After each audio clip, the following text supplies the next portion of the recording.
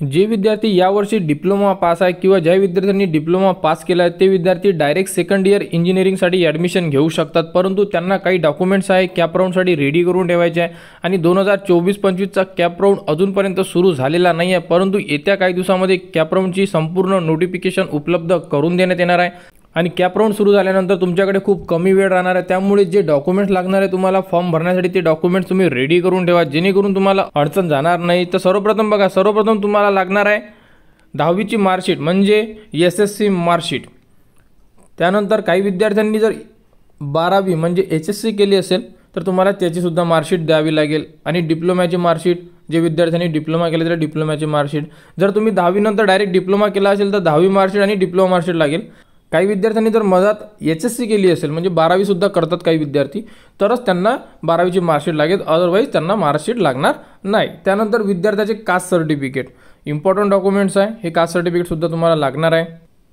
त्यानंतर लागणार आहे विद्यार्थ्याचे नॉन क्रिमिलियर एकदा चेक करणं गरजेचं आहे, असेल तर एक्सपायर झालेला आहे का, आणि नसेल तर तुम्हाला नॉन क्रिमिलियर काढावं लागणार आहे। नॉन क्रिमिलियर इम्पॉर्टंट डॉक्युमेंट्स आहे, तर नॉन क्रिमिलियर नसेल तर तुम्हाला ओपन कॅटेगरीमध्ये कन्वर्ट करून देत आहे। त्यानंतर लागणार डोमिसाइल सर्टिफिकेट, महाराष्ट्राचे रहिवासी असल्याचा पुरावा म्हणून डोमिसाइल सर्टिफिकेट। आणि त्यानंतर सर्वात इम्पॉर्टंट डॉक्युमेंट म्हणजे कास्ट व्हॅलिडिटी। ज्यांच्याकडे कास्ट व्हॅलिडिटी नाही आहे ते विद्यार्थी प्रवेश घेऊ शकत नाही, फक्त ओपन आणि EWS कॅन्डिडेट सोडून त्यांना कास्ट व्हॅलिडिटी लागत नाही। बाकी जेही कास्ट आहे त्यांना सर्वांना कास्ट व्हॅलिडिटी इम्पॉर्टंट डॉक्युमेंट्स आहे। आणि तुम्हाला ॲडमिशन प्रोसेसला कास्ट व्हॅलिडिटी लागणार आहे म्हणजे लागणार आहे। ज्यांच्याकडे नाही आहे त्यांनी काढू शकतात, कारण त्यांच्याकडे अजूनही वेळ आहे। ज्यांच्याकडे नाही आहे त्यांनी काढा, आणि ज्यांच्याकडे आहे त्यांना काढायची गरज नाही आहे।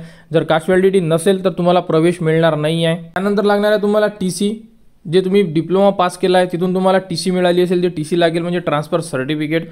त्यानंतर रिझर्वेशन सर्टिफिकेट, जसे की तुमचे वडील जर आर्मी नेव्हीमध्ये असेल तर डिफेन्स, अनाथ असाल तर अनाथ सर्टिफिकेट, हँडिकॅप असेल तर हँडिकॅपचं सर्टिफिकेट, अशा प्रकारचे रिझर्वेशन असेल तुमचं तरच तुम्हाला रिझर्वेशन सर्टिफिकेट लागणार, अदरवाईज रिझर्वेशन सर्टिफिकेट लागणार नाही आहे। आणि त्यानंतर आधार कार्ड, हे एक ID प्रूफसाठी यूज होणार आहे तुमचं, तर हे आधार कार्ड लागणार। तर अशा प्रकारे संपूर्ण डॉक्युमेंट्स तुम्हाला सांगण्यात आले आहे। आणि उत्पन्नाचा दाखलासुद्धा लागू शकतो, 100% दाखला लागेलच असं नाही आहे, पण तुम्ही काढून ठेवा। जर काढून ठेवला तर हाच दाखला तुम्हाला स्कॉलरशिपचा जो फॉर्म भरायचा 1 महिन्यानंतर त्यालासुद्धा कामी पडू शकतो, परंतु जर ॲडमिशन प्रोसेसला जर तुम्हाला कुठे मागण्यात आला तर तुम्ही देऊ शकता।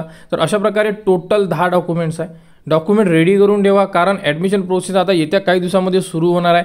ॲडमिशन प्रोसेस सुरू झाल्यानंतर तुमच्याकडे खूप वेळ कमी राहणार आहे, आणि ॲडमिशन प्रोसेसचा संपूर्ण अपडेट स्टार्टिंगपासून ते एंडिंगपर्यंत तुम्हाला आपल्या यूट्यूब चॅनल उपलब्ध करून देण्यात येणार आहे। कॅप राऊंड कसा भरायचा, कॅप राऊंडसाठी जे डॉक्युमेंट लागणार आहे कसे अपलोड करायचे, फॉर्म कसा भरायचा, अलॉटमेंट कशा प्रकारे होईल, या संपूर्ण अपडेट तुम्हाला आपल्या यूट्यूब चॅनलवर उपलब्ध करून देण्यात येणार आहे। त्यासाठी आपल्या चॅनलला सबस्क्राईब करा व हा व्हिडिओ इतरांपर्यंत शेअर करा।